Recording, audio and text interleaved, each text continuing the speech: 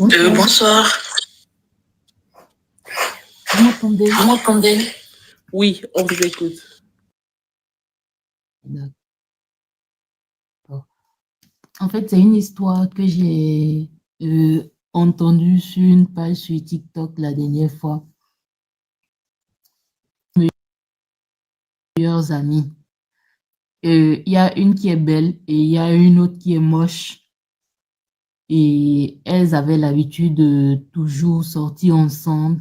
Un jour, disons qu'elles étaient dans un bar et il y avait un monsieur avec un gros ventre qui a appelé la plus belle. En fait, c'était toujours elle qui était tout le temps convoitée par les hommes. Donc, le monsieur l'a appelée et vu qu'elle faisait ça belle, elle n'a pas voulu aller vers le monsieur. Et bref, à un moment donné, le monsieur s'est découragé et a fait appel à sa copine. Et la copine, elle a accepté. Du coup, elle a été voir le monsieur et c'est comme ça que leur relation a commencé. Donc, je sais pas, au cours de la relation, vu que la copine, elle ne s'attendait pas, la plus belle, elle ne s'attendait pas à ce que la relation aille dans ce sens. Elle se disait juste que sa pote, la moche, allait laisser le monsieur au bout d'un moment. Mais ce n'a pas été le cas. Du coup, elle a commencé par la jalouser, par lui mettre des idées dans la tête en mode laisse le monsieur, en plus il a un gros ventre et tout. Et avec le temps, le monsieur a demandé en mariage sa copine. Et la copine s'est rendue compte que le monsieur, c'était le procureur. Vous me parlez, non? Non, ok. Je dis merci, je dis merci. Ah, d'accord, ok. Du coup, en fait, avec le temps, la copine, la moche, s'est rendue compte que le monsieur, en fait, c'est le procureur de la République. En fait, l'histoire se passe au Congo, mais je ne sais pas dans quel Congo c'est. Donc, la copine s'est rendue compte que c'est le procureur de la République. Du coup, c'était un homme puissant qui avait des moyens financiers, qui pouvait bien prendre soin de la copine. Du coup, c'est encore plus rendu jalouse la belle. Donc, après, ils se sont mariés, la moche et le procureur, ça allait dans leur couple. Mais en fait, le procureur je sais pas, n'aidait pas sa femme. Il ne lui offrait pas, par exemple, des voitures, pas de sac de marque. Et à chaque fois, quand elle partait voir sa copine, la belle lui disait, ah, mais ton mari, il ne prend pas soin de toi. Pourquoi tu es toujours avec lui? Vas-y, laisse-le. Et la fille lui dit, ah, mais je suis mariée au procureur, mais il a l'argent, t'inquiète. Peut-être avec le temps, il va commencer par m'offrir des cadeaux, des trucs de luxe et tout. Et bon, toujours avec le temps, c'est la première fois que je raconte des histoires, toujours avec le temps, la copine a commencé par donner une idée à la moche, genre mettre la poudre dans le repas du monsieur pour que le monsieur daille. Et en allant chercher la poudre, la fille, elle s'est dit, OK, là, je vais en parler à ma mère et ma mère me dira ce qu'elle en pense.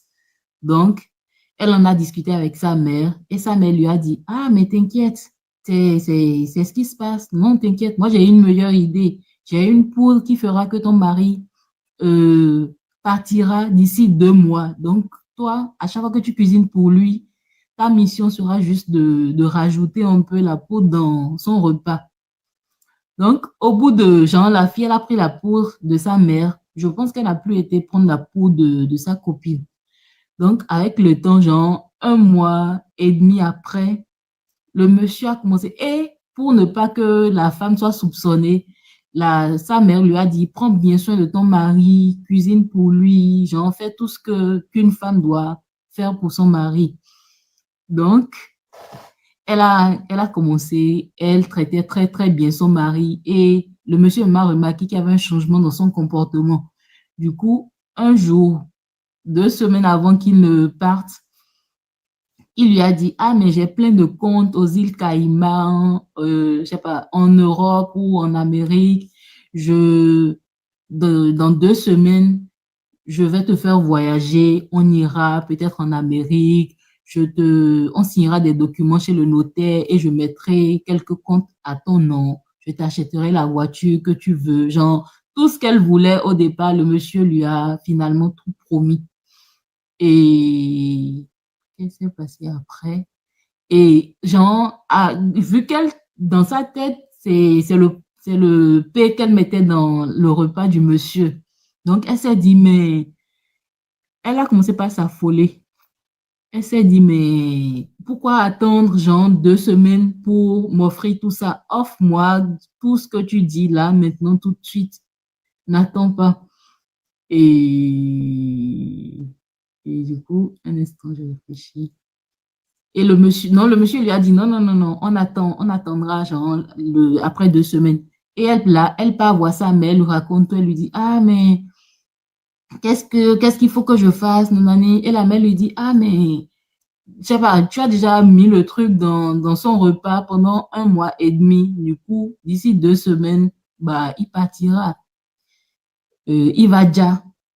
Donc, ce n'est pas la peine de retourner en arrière. Et genre, je pense que dans sa tête, elle s'est dit, oh là là, c'était le meilleur mariage, mais là, je suis en train de tout perdre. Et je pense qu'elle a été voir la police, elle a dit, elle a été dénoncer des gens en mode, genre, il y a des gens qui veulent tuer, qui veulent déjà mon homme, alors que c'était pas ça. La police a mené des enquêtes, il y avait personne. Et finalement, elle a tout dit au monsieur. Et le monsieur lui a dit, oui, oui, oui, je savais bien ce que tu faisais.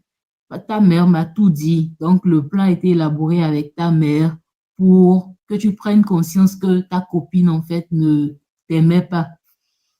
Donc, voilà l'histoire. Et finalement, son homme lui a pardonné.